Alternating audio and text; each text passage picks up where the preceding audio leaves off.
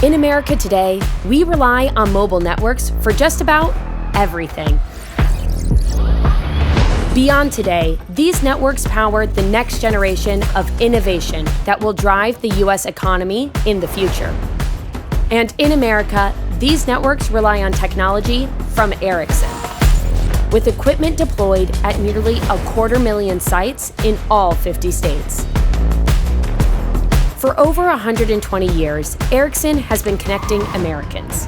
Today, Ericsson is the largest, most trusted, and secure provider of 5G technology in the US and around the world. This 5G technology is built in Texas by smart people in our smart factory. Part of Ericsson's commitment to American manufacturing, R&D, and workforce development. Ericsson is also committed to supporting our customers and protecting national security by ensuring trusted and secure networks. The network is essential for how we work, play, and communicate.